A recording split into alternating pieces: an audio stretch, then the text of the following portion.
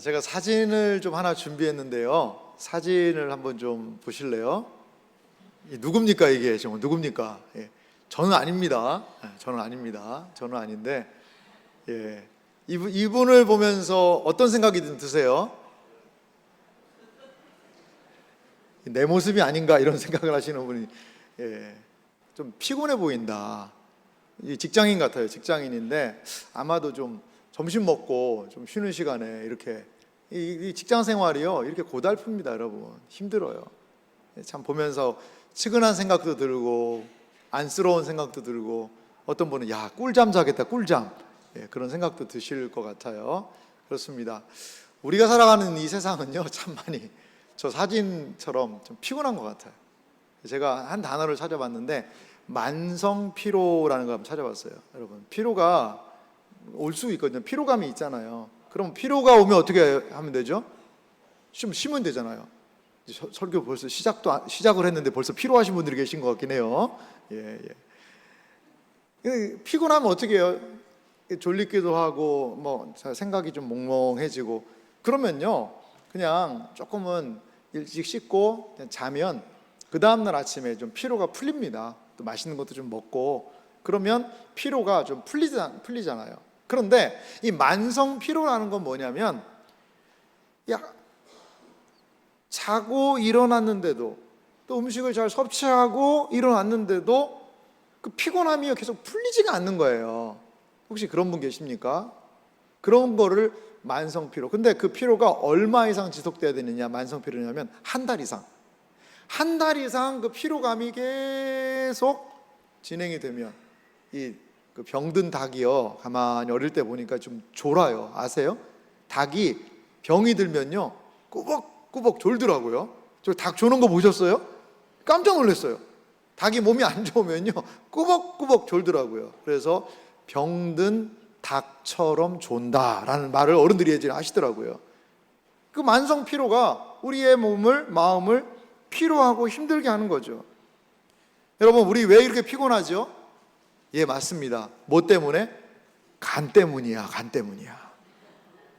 요즘에 그 광고 안 하지만 한때 너무 유행해졌잖아요. 왜 이렇게 피로한 거야? 간 때문이야. 근데 의사들이 하는 말이 맞대요. 간 때문이야라는 게 맞대요. 그 광고가 그 간의 영양제 그 광고잖아요. 근데 이게 너무나 강력해가지고 왜 피로한 거야? 간 때문이야. 그건 알겠는데 이게 무슨 광고인지를 사람들이 모르는 거예요.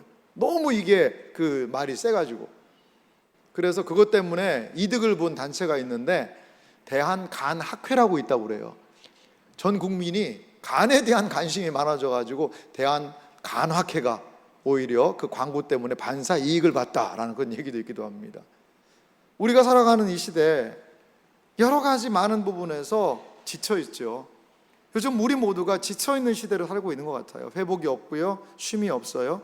매일 반복되는 일상, 넘치는 정보, 끝없는 과업 속에서 몸도 마음도 그리고 우리의 영혼도 좀 지쳐있지 않나 이런 생각이 듭니다. 육체적인 피곤함은 하룻밤 푹 자면 어느 정도 풀려요. 하지만 기도하려 해도 마음이 안 열리는 거예요. 말씀을 들어도 아무런 반응이 없는 거예요. 예배의 자리에 앉아 있어도 하나님이요 멀게만 느껴진다면 이것은 단순히 일상의 피로가 아니라 영혼이 지쳐있는 상태의 영적인 침체는 아닐까요? 오늘 본문 속에서 보면 이 엘리야라는 사람이 있어요. 구약에 엘리야만큼 강력한 선지자가 없어요. 엘리야만큼 능력 있는 선지자가 없었어요. 그런데 오늘 보니까 엘리야가 지쳐 있어요. 피곤해 있어요. 뒤로 물러나 있다라는 거죠. 그러면 어떻게 다시 이 지친 상태에서 피로를 회복하고 영적인 침체의 상태에서 영혼이 회복하고 그리고 다시 하나님이 허락하시는 영혼의 생기를 누릴 수 있을 것인가? 우리 이 말씀을 함께 좀 살펴보기를 원합니다. 먼저 우리가 이 영적 침체에 대한 부분을 살펴보기 전에 과연 영적 침체라는 것은 무엇인지를 우리가 함께 먼저 좀 살펴보아야 할 것 같아요. 침체라는 것이 무슨 뜻이죠? 단어가요? 침체는 어떤 상태나 흐름이 더 이상 나아가지 않고 딱 멈춰 있는 상태가 바로 침체입니다. 경기가 침체되었다라는 거는요, 경기가 더 이상 발전하지 못하고 딱 머물러 있는 상태, 그것을 영적인 침체라고 이야기를 해요. 영적 침체라는 것은요, 이 신앙생활은 뭐죠? 하나님한테 반응이란 말이에요. 오늘도 하나님 말씀 듣잖아요, 여러분. 하나님 말씀을 들어요. 들으면 그 들은 말씀으로 뭐가 돼야 돼요? 우리가 하는데 반응이 일어나거든요. 그런데 이 반응이 잘 일어나지가 않는 거죠. 말씀을 들을 때 우리는 자신을 돌아보고 회개하고 다시 결단하게 돼요. 하지만 영적 침체의 시기에는 이러한 반응을 멈추고 신앙은 뭐 하게 된다는 거예요? 정체가 되어 버린다라는 거죠. 말씀은 들려요. 하지만 반응이 없어요. 회개가 사라져요. 기쁨을 상실해요. 결단이 흐려져요. 이런 모든 것들을 영적 침체다라고 이야기를 합니다. 이 로이드 존스라는 목사님이 계세요. 이 로이드 존스 목사님의 영적 침체라는 책이 있는데, 제가 이번 설교를 준비하면서 제가 많이 참고한 책이 바로 영적 침체라는 이 책이에요. 로이드 존스 목사님은 영적 침체에 대해서 이렇게 정의하는데 참 멋지게 정의를 해놓으셨더라고요. 제가 가져와 봤습니다. 한번 좀 다 같이 읽어볼까요? 함께 같이 읽겠습니다. 영적 침체란 단순히 낙심이나 감정의 저하가 아니라 진리가 사람의 삶을 더 이상 움직이지 못하는 상태이다. 로이드 존스 목사님은 이렇게 얘기해요. 영적 침체라는 건 뭐냐면, 야, 나 기분이 좀 안 좋아. 아우, 나 감정 상태가, 나 감정 다운이야. 이게 영적 침체가 아니라는 거예요. 영적 침체라는 것은 무엇이냐? 진리가, 하나님의 말씀이 그 신자의 삶에 더 이상 삶을 움직이지 못하는 거예요. 하나님의 말씀을 딱 들었어요. 그럼 마음이 깨닫는다는 거죠. 머리가 깨닫고 마음에 감동이 있어요. 나 기도해야 되겠네? 그리고 기도로 나가는 거죠. 하나님의 말씀을 들어요. 내 마음이 여러 가지가 우울하고 힘들고 어려웠어요. 근데 말씀을 듣고 하나님 때문에 말씀에 기쁨이, 소망이 생기는 거예요. 이러한 하나님의 말씀이 우리의 마음과 심령에 무엇을요? 변화, 움직이는 상태를 준다는 거죠. 그런데 더 이상 하나님의 말씀을 들어도 움직이질 않는 거죠. 그 상태를 로이드 존스 목사님은 영적인 상태다라고 이야기를 합니다. 하나님의 말씀이 영향을 미치지 못하는 상태, 이것이 영적 침체의 중요한 모습이라는 거죠. 시편 73편에 보니까 이런 구절이 있어요. 12절부터 13절 말씀을 보면은요, 12절은 이렇게 되어 있습니다. 볼지어다 그들은 악인들이라도 항상 평안하고 재물은 더욱 불어나도다.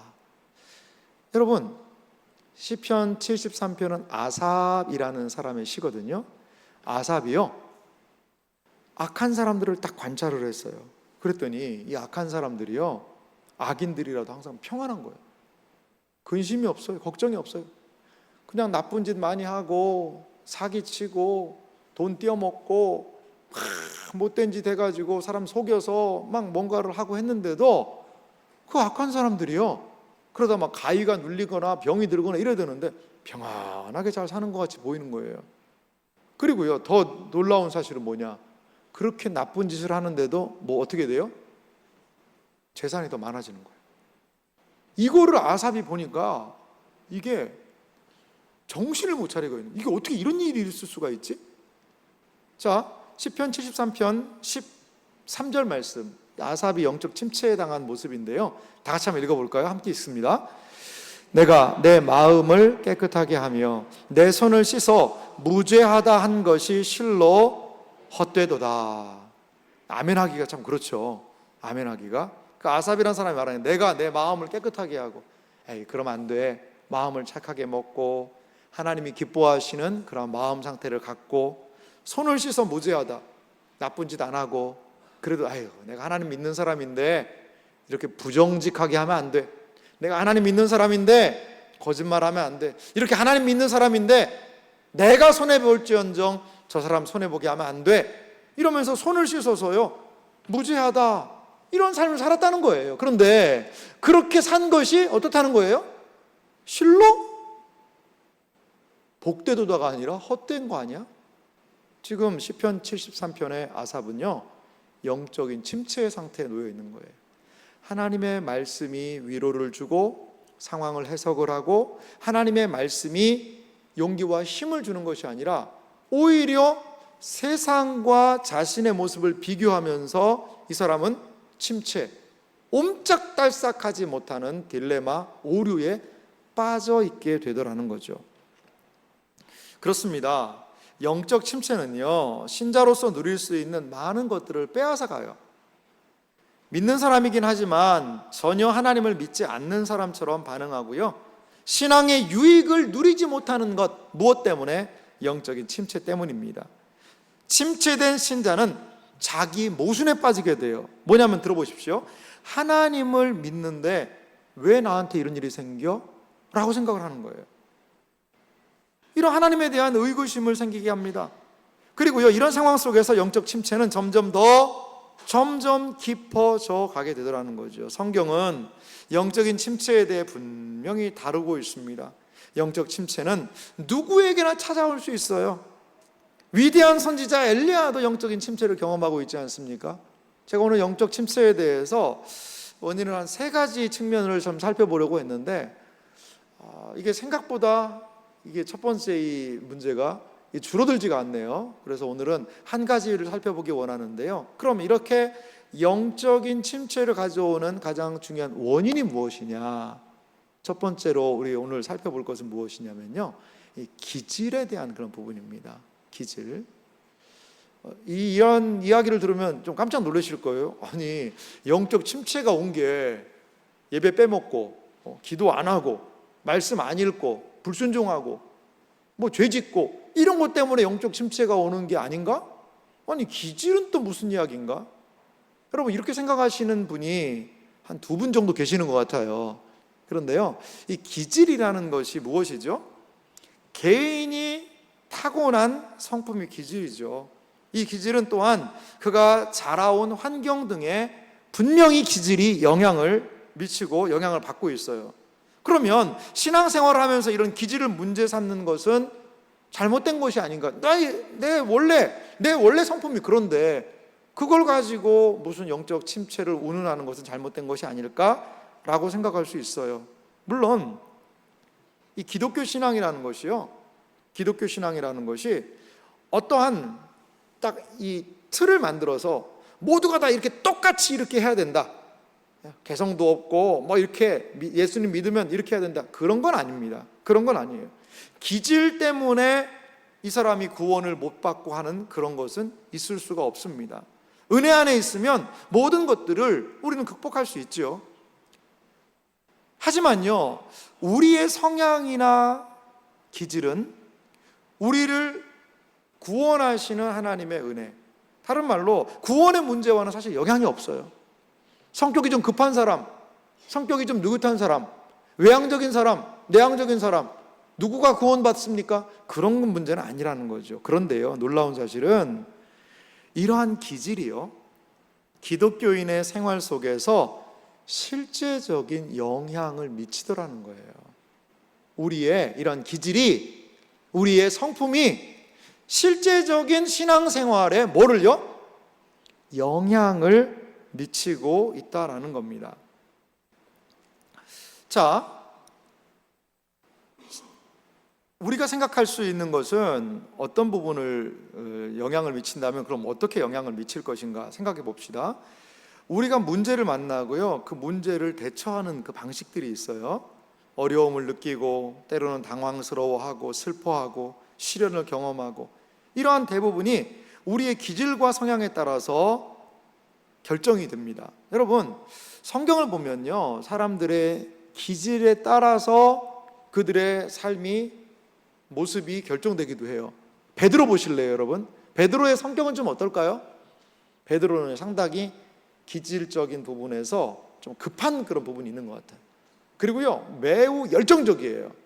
이런 베드로의 분명한 기질이 있어요. 사도 바울의 기질은 좀 어떻게 생각이 드십니까? 사도 바울은요, 잘 움직이지 않는 사람 같아요. 막 감정적으로 움직이다 보다 냉철하게 생각하고 판단하고 행동하는 사람이 사도 바울의 모습 같거든요. 이걸 어디서 알 수 있느냐? 베드로 전서를 보면 알 수 있어요. 베드로 전서를 읽어보면은요, 뜨거움이 있어요. 뜨거움, 열정이 있어요. 베드로 전서는요, 한 두세 절을 읽으면요, 막 그런 은혜가 되는 구절이 엄청 많아요. 아마 뜨거운 베드로의 열정이 베드로 전후서에 녹아있다고 생각이 들어요. 사도 바울의 서신을 보세요. 차분합니다. 막 하나님의 은혜, 역사, 막 열정적인 것만은 이야기하지 않고요, 상당히 논리적이에요. 차분해요. 로마서를 읽어보세요. 자, A입니다. 이건 B입니다. 그러면 A로 B로 건너갈 때 어떤 일이 일어나죠? C를 거쳐야 합니다. 그리고 D로 갑니다. 그랬을 때 나오게 되는 결과, 역사는 바로 F라는 결과가 양산됩니다. 그러니까 이런 식이에요. 자, 베드로는 베드로서를 하나님의 영감으로 기록할 때 베드로의 기질과 성격을 다 하나님이 사용하신 거예요. 바울은 하나님이 역사하실 때 바울의 성격과 기질을 온전하게 뭐 하신 거예요? 사용하고 활용하셨다라는 것이죠. 여러분, 외향적인 성향의 사람이 있어요. 내향적인 성향의 사람이 있어요. 어떤 게 더 좋은 성격이에요, 여러분? 내향적인 사람은 나는 너무나 덜렁대서 좀 차분했으면 좋겠다. 내향적인 사람은 다른 사람 앞에서 난 수줍어하는데 나도 다른 사람 앞에서 저렇게 당당하게 말하는 저런 성격이었으면 좋겠다라는 바람이 있긴 하지요. 하지만요, 우리는 판단할 수 없어요. 외향적인 사람은 적극적이고 진취적인 반면 피상적일 수 있고 조금은 덤벙될 수도 있는 것 같아요. 내향적인 사람은 소극적일 수는 있지만 진지하게 사물을 인식하는 그러한 부분들이 있을 수 있지 않겠습니까? 여러분, 그렇습니다. 이렇게 하나님께서는 우리에게 이러한 우리의 성향, 기질들을 각자에게 주셨다라는 거죠. 그런데 예수 믿으면 내향적인 사람이 외향적으로 바뀌고, 예수를 믿으면 외향적인 사람이 내향적으로 바뀌어야 한다라고 성경이 이야기하지 않아요. 그 기질 자체는 중요하다는 거예요. 하나님이 인정하세요. 그 나의 기질과 성품을 가지고 하나님이 은혜를 따라서 역사하실 수 있다는 사실을 여러분 믿으시기 바랍니다. 그런데요, 이 기질이 우리의 신앙의 삶에 영향을 미칠 수가 있다는 거예요. 자, 엘리야는 어떤 기질일까요? 먼저 엘리야의 첫 번째 기질을 성경을 좀 추적해 보면서 보면 한마디로 열심히 있는 사람이 바로 엘리야였어요. 열심. 이 엘리야의 이러한 특성, 성격을 알 수 있는 성경의 몇 구절들을 보면은요, 열왕기상 17장 1절은 이렇게 시작하고 있어요. 다 같이 읽어볼까요? 함께 읽습니다. 길르앗에 우거하는 자 중에 디셉 사람 엘리야가 아합에게 말하되 내가 섬기는 이스라엘의 하나님 여호와께서 살아계심을 두고 맹세하노니 내 말이 없으면 수년 동안 비도 이슬도 있지 아니하리라 하니라. 아멘. 엘리야를 파악할 수 있는 중요한 단서입니다. 열왕기상 17장은요, 엘리야가 첫 번째 출연한 장면이에요. 그런데 엘리야가 누구한테 말을 해요? 아합이라는 사람에게 말을 했대요. 무엇을? 내 말이 없으면 수년 동안 비도 이슬도 있지 않겠다. 여러분, 농사 짓는 환경에서 비가 3년 동안, 수년 동안 비가 안 오면요, 농사 못 짓습니다. 큰일 날 소리거든요. 근데 아합이라는 사람은 누군지 아세요? 그 나라의 왕이었어요. 왕. 북왕국 이스라엘의 왕이 아합인데 워낙 우상 숭배를 많이 하고 하니까 하나님이 선지자 엘리야를 혜성처럼 보내셔서 그에게 경고하신 거예요. 그런데 엘리야가요, 그 당시에 최고 실권자인 아합 왕, 아합이요, 전쟁에 능한 사람이어가지고요, 엄청난 북왕국 이스라엘이 번영을 하고 있었거든요. 그런데 그때에 담대하게 엘리야가요, 그 아합한테 가서 이야기하는 거예요. 이러한 엘리야의 장면을 보면, 모습을 보면 엘리야는요, 매우 용감한 사람 같아요. 하나님이 말씀하시면 거침없이 그 말씀을 전하는 사람이죠. 열왕기상 18장 19절에도 보니까요, 엘리야의 모습을 볼 수가 있는데요, 그런즉 한 사람을 보내 온 이스라엘과 이세벨의 상에서 먹는 바알 선지자 450명, 아세라 선지자 400명을 갈멜 산으로 모아 내게로 나오게 하소서. 아합에게 이렇게 이야기를 해요. 무슨 얘기냐면 엘리야가 말한 다음에요, 3년간 비가 안 왔어요. 3년 6개월 동안 비 안 오니까요, 그 나라가 난리가 난 겁니다. 엘리야 잡아와라, 저 죽여야 된다, 이런 이야기가 있을 정도로 엘리야는 현상 수배에 걸렸었어요. 다시 엘리야가 딱 등장을 합니다. 그러면서 대결을 하자는 거예요. 그 아합에게 이야기를 해요. 바알 선지자 450명, 아세라 선지자 400명을 갈멜산으로 데려와서 누가 진짜 신인지 한번 우리 대결을 해보자. 여러분, 이렇게 엘리야가 이야기하는 겁니다. 8명하고 싸우는 게 아니에요, 여러분. 80명하고 싸우는 게 아닙니다. 몇 명하고 싸워요? 400명, 450명, 850명하고 나 한 사람하고 싸워보겠다는 거예요. 여러분, 이 엘리야 정말 대단한 사람 아닙니까? 불도처럼 막 밀어붙이는 그런 사람 아닙니까? 하나님의 말씀이라면 나가서 해야지. 무슨 소리야? 850명이 아니라 8,500명이 와도 나는 한번 너희들과 맞서서 하나님의 뜻을 전하겠다. 지금 이렇게 이야기하고 있는 거예요. 엘리야의 성격을요, 자신의 말로 이렇게 대답을 해요. 왕상 19장 10절 보니까 그렇게 얘기합니다. 그가 대답하되 내가 만군의 하나님 여호와께 열심히 유별하오니. 자기 자신을 평가할 때 그래요. 내가 하나님에 대해서 열심히 뭐 하라는 거죠? 유별하다는 거예요. 단순하게 열정적인 것을 넘어서서 여기에 원어의 의미를, 열심히 유별하다라는 원어의 의미를 좀 살펴보니까 어떤 뜻이 있냐면, 우상을 섬기고 하나님을 떠난 그들을 향한 무엇이 엘리야에게 있으냐면 분노가 있었던 것 같아요. 열심히 있는 데다가 막 끓어오르는 분노를 가지고, 정의감을 가지고 이 선지자는요 강력하게 이야기하는 거예요. 어떤 결과가 일어났죠? 갈멜산에서 그 450명, 850명의 사람들과 엘리야가 제단에다가 제물을 벌려놓고 여기에 불이 임하는 신이 진짜 신이다, 이 불 대결을 벌이지 않습니까? 그러니까 막 바알과 아세라를 섬기는 선지자들이 소리를 지르고 몸을 자해가면서 불이 안 내리지요. 하지만 하나님께서 그 갈멜산에 불을 내리셔서 그 거짓을 따르는 모든 선지자들을 다 처단하고 여호와 하나님이 살아계시다라는 승리를 이 누구를 통하여서요? 엘리야를 통해서 이뤘다는 것 아니겠습니까? 그렇습니다. 엘리야는 이렇게요, 하나님에 대한 열심이요 특심인 사람이었습니다. 매우 열정적인 사람이었고요, 그리고 또한 용감한 사람이었고요, 그리고 또한 결단력 있는 사람이 바로 엘리야의 모습이었다는 거죠. 그런데요, 엘리야의 또 하나의 숨어있는 기질이 있어요. 그것은 어떤 부분이었을까요? 바로 자기 연민이었다는 거죠. 낙심 속에 자기 연민하고 있는 선지자의 모습을 우리는 발견하게 됩니다. 열왕기상 19장 2절, 오늘 본문 말씀인데요, 이 말씀을 좀 같이 읽어볼까요? 함께 읽습니다. 이세벨이 사신을 엘리야에게 보내어 이르되 내가 내일 이맘때에는 반드시 내 생명을 저 사람들 중 한 사람의 생명과 같게 하리라. 그렇게 하지 아니하면 신들이 내게 벌 위에 벌을 내림이 마땅하니라 한지라. 아멘. 이게 무슨 말입니까? 여러분, 열왕기상 18장에 엘리야가 엄청난 승리를 거두잖아요.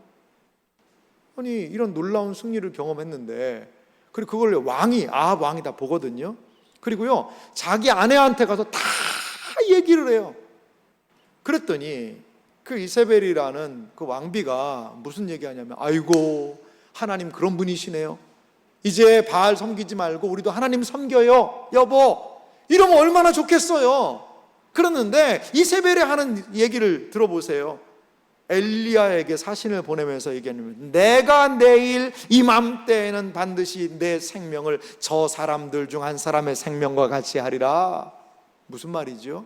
너도 24시간 안에 네가 죽인 우리 선지자들처럼 너도 죽을 거다라고 얘기하는 거죠.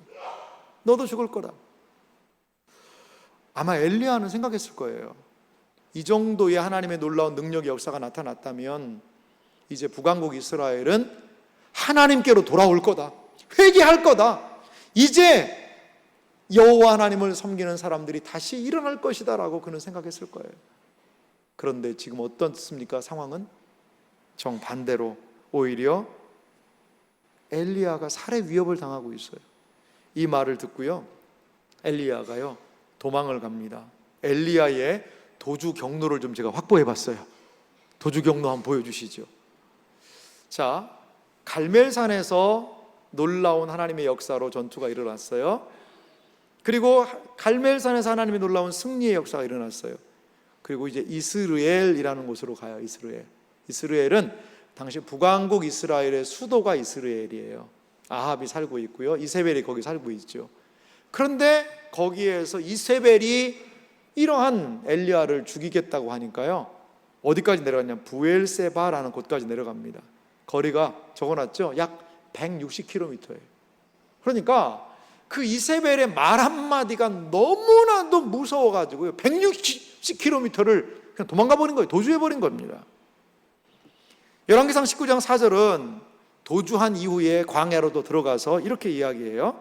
자기 자신은 광야로 들어가 하룻길쯤 가서 160km 가고요, 하룻길을 더 갔어요.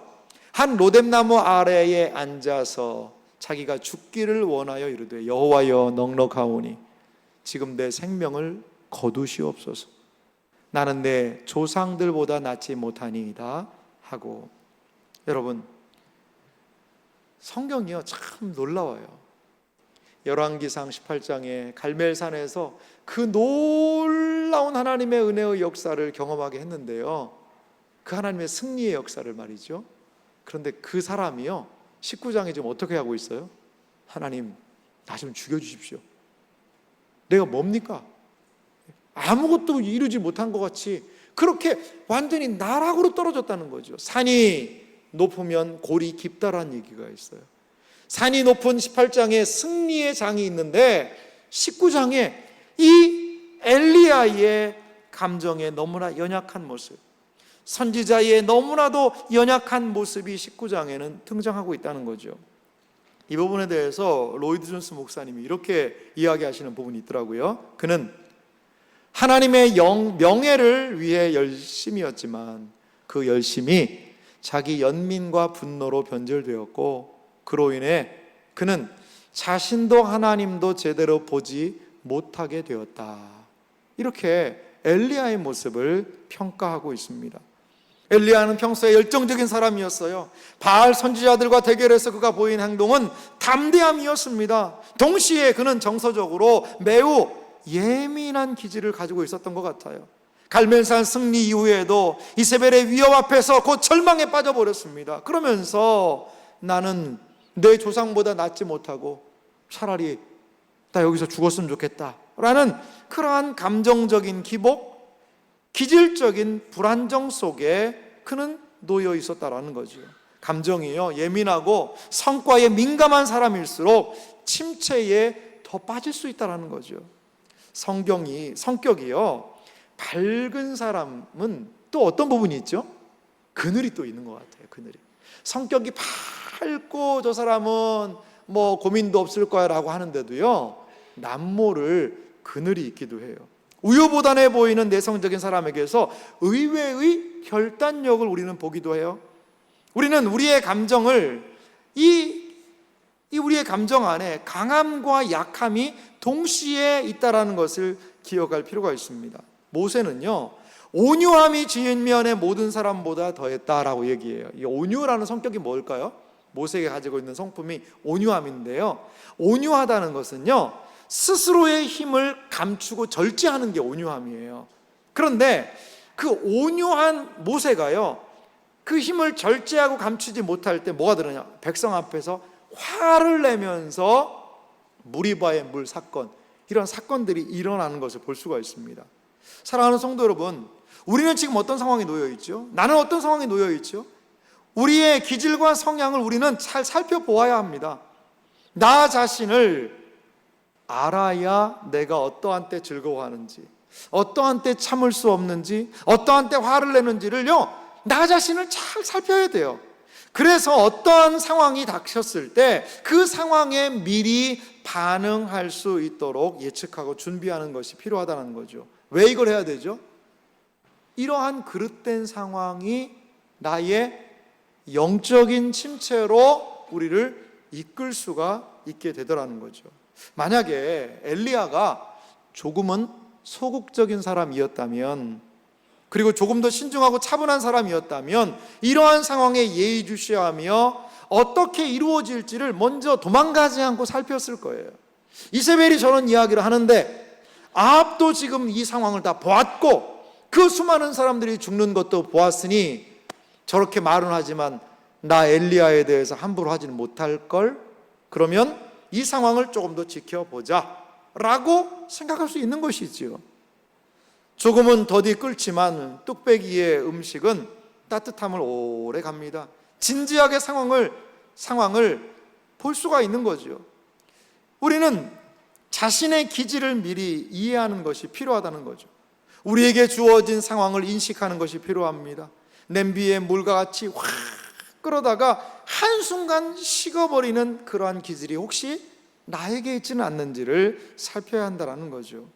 이렇게 우리의 기질은 영적인 생활에 분명하게 영향을 줄 수 있다는 거죠. 그리고 이러한 기질에 대한 이해는 다른 사람을 이해하는데도 중요한 척도가 될 수 있다는 겁니다. 이렇게 엘리야의 열정적인 기질, 그리고 그거의 반대급부로 차갑게 식어버리는, 안 들리는 거예요. 그 누구의 목소리만 들려요?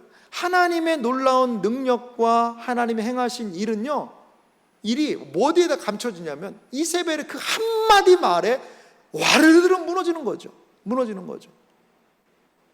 무엇 때문에? 어떻게 보면 이 엘리야의 그 성품과 기질이 이러한 상황을 나가고 있는 것은 아닐까, 우리는 오늘 성경을 통해서도 생각해 볼 수 있습니다. 물론 두려웠을 거예요. 분명히 두려웠을 거예요. 하지만 그는 바로 열왕기상 18장의 하나님의 놀라운 역사를 생각해야 함에도 불구하고 상황이 그에게 훅 들어오자 하나님의 말씀이 전혀 움직이지 못하는 영적인 침체에 놓여 버리게 되었다는 겁니다. 그러면 이런 기질의 문제를 어떻게 극복할 수 있을까? 그것은 자신에게 말하기라는 것을 통해 이러한 우리의 기질적인 상황을 극복할 수 있다는 거죠. 자신에게 말하기라는 건 뭐냐면요, 시편 42편 5절에 이러한 성경 구절이 있어요. 다 같이 한번 읽어보겠습니다. 내 영혼아, 내가 어찌하여 낙심하며 어찌하여 내 속에서 불안해하는가? 너는 하나님께 소망을 두라. 그가 나타나 도우심으로 말미암아 내가 여전히 찬송하리로다. 아멘. 자신에게 말하기라는 건 뭐냐면 시편 42편이 우리에게 알려주고 있어요. 이 시편 기자의 모습을 보면 이게요, 다른 사람한테 하는 말이 아닙니다. 내 영혼아, 내가 어찌하여 낙심하며 어찌하여 내 속에서 불안해하는가? 독백이에요. 혼자 하는 말이에요. 혼잣말이에요. 옆에 있는 사람에게 뭔가를 해주는 이야기가 아니라요, 누구한테요? 나 자신한테 지금 이야기하고 있는 거죠. 너는 하나님께 소망을 두라. 그가 나타나 도우심으로 말미암아 내가 여전히 찬송하리로다라고 자기 자신에게 말하고 있다라는 겁니다. 여러분, 자기 자신에게 말한다는 것은 어떤 뜻이 있을까요? 이 로이드 존슨 목사님의 이야기를 제가 좀 가져와 봤는데요, 자기 자신에게 말하는 것에 대해서 로이드 존슨 목사님이 이런 설명을 하세요. 한번 읽어드릴 테니까 한번 잘 들어보십시오. 자아가 우리에게 말을 걸게 하지 말고 우리가 자아에게 말을 걸어야 합니다. 이게 무슨 말일까요? 침체의 문제를 다루는 지혜의 핵심이 여기에 있습니다. 인생에서 대부분의 불행은 우리가 자아에게 말하는 대신 오히려 자아의 말을 듣는 데 있습니다. 아침에 눈을 뜰 때 바로 떠오르는 생각이 어떤 것들인지 보십시오. 그 생각이 저절로 떠올라 나한테 먼저 말을 걸고 어제 있었던 문제나 그 밖의 일들을 상기시킵니다.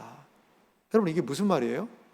내 자아가요 끊임없이 얘기한다는 거예요. 야, 너 어제 회사에서 어떻게 그렇게 실수를 할 수 있어? 너 원래 일 잘한다며. 일도 제대로 못하면서 막 다른 사람들한테 이렇게 얘기했었어? 아이고, 네 실체가 드러났네. 이러면서요 내 연약한 부분들을 확 들고 일어나는 거죠. 몸이 아파요. 근데 너 이 몸 아픈 거 아마 계속 될걸? 이거 약도 없어 이거. 너 어제도 아팠지? 그저께도 아팠지? 오늘도 아프고 내일도 아프고 모레도 아프고 계속 아플 거야. 이런 식으로 회의적인 생각이 확 몰려오는 거죠. 이 자아가요 우리에게 말을 걸어오는 것입니다. 자, 이러할 때 뭘 어떻게 하는 걸 로이드 존슨 목사님은 무엇을 얘기하냐면, 이러할 때 시편 기자의 대처법은 자아가 자신에게 말을 걸게 두지 않고 자신이 먼저 자아에게 말을 거는 것이었습니다. 내 영혼아, 내가 어찌하여 낙심하는가라고 묻는 것이었습니다. 자신을 다룰 줄 아는 것은 영적인 삶을 살아가는데 중요한 기술입니다. 자신에게 이야기하고 설교하며 질문해야 합니다. 계속 하나님을 상기시켜야 합니다. 하나님이 누구시며 무슨 일을 하셨는지, 무엇을 하기로 맹세하셨는지 일깨워야 합니다. 사랑하는 성도 여러분, 그렇습니다. 우리의 마음에 드는 생각, 우리의 어제의 일들, 그리고 오늘의 여러 가지 실타래처럼 꽉 묶여있는 상황들, 이것 때문에 우리가 불평을 하고 원망을 하고 그리고요 두려워하고 조바심을 느낄 수밖에 없죠. 그런데 그때에 어떻게 하라는 거예요? 맞장구 치면서 그래 맞아, 그래 나는 안 될 거야, 맞아, 나 같은 게 뭐가 되겠어, 이러한 자기 연민 속에 빠져서는 안 된다는 거죠. 선지자는 어떤 모습을 보이고 있습니까? 이렇게 자기 연민 속에 빠져 있어요. 그의 기질이 끓어오른 기질이 있었지만 이제 차갑게 식어서 하나님이 안 계시는 것처럼 행동하고 있지 않습니까? 기질은요 변명거리가 될 수 없어요. 기질은요 우리의 믿음 생활할 때 변명거리가 될 수 없어요. 기질은 말씀으로 다스려야 하는 영역임을 믿으시기 바랍니다. 내 감정이 나를 끌고 가지 않게 하십시오. 내가 내 감정에 복음을 내 스스로 일깨워주고 전해야 합니다. 매일 아침 시편 기자처럼 내 영혼아, 내가 어찌하여 낙심하며 내 속에서 불안해하는가? 너는 하나님께 소망을 두라. 그가 나타나 도우심으로 말미암아 내가 여전히 내가 오히려 찬송하리로다. 할렐루야. 자기 자신에게 영혼에게 선포해야 한다는 것입니다. 침체는 감정으로 해결되지 않습니다. 진리가 감정을 이끌어야 우리의 영적인 심체가 해결될 수 있다는 사실을 여러분 믿으시기 바랍니다. 하나님의 말씀을 상기하십시오. 내 기분이, 내 감정이 삶의 태도가 되지 않도록, 내 기분이 신앙의 모습이 되지 않도록 하나님의 말씀으로 우리의 영혼을 일깨울 수 있는 여러분들이 되시기를 주님의 이름으로 소망합니다. 이사야 40장 28절에서부터요 31절 말씀을 제가 준비해 봤어요. 이 말씀을요 아침마다 한번 외쳐보십시오. 암송해 보십시오. 적어도 이 말씀 저는 냉장고에 붙여놓을 말씀이 아닐까 생각이 들어요. 말씀을 제가 읽어보겠습니다. 이사야 40장 28절입니다. 너는 알지 못하였느냐? 듣지 못하였느냐? 영원하신 하나님 여호와 땅끝까지 창조하신 이는 피곤하지 않으시며 건비하지 않으시며 명철이 한이 없으시며 피곤한 자에게는 능력을 주시며 무능한 자에게는 힘을 더하시나니 소년이라도 피곤하며 곤비하며 장정이라도 넘어지며 쓰러지되 31절은 다 같이 읽습니다. 오직 여호와를 앙망하는 자는 새 힘을 얻으리니 독수리가 날개치며 올라감 같을 것이요 다른 박질하여도 곤비하지 아니하겠고 걸어가도 피곤하지 아니하리로다. 할렐루야. 여러분 아침마다 내 영혼을 향하여서 힘들다, 어렵다, 안 된다, 오늘도 나 진짜 이렇게 힘들어 사기 싫다라는 영혼을 향하여서 이 하나님의 말씀을 들려주십시오. 말씀으로 권면하십시오. 때로는 말씀으로 꾸짖으십시오. 그리고 때로 말씀을 통하여서 하나님의 살아계심을 내 영혼에 시편 기자와 같이 선포하십시오. 그러할 때에 우리 안에 있는 영적인 침체, 기질적인 우울감, 기질적인 방방 떠서 이 세상을 다 얻은 것처럼 하는 그러한 너무나도 극단을 달리는 모습에 조금 더 차분하게, 그리고 하나님 보시기에 온전하고 합당하게 우리의 기질들이 컨트롤 되면서 하나님의 뜻을 이루는 삶을 살 수 있지 않을까요?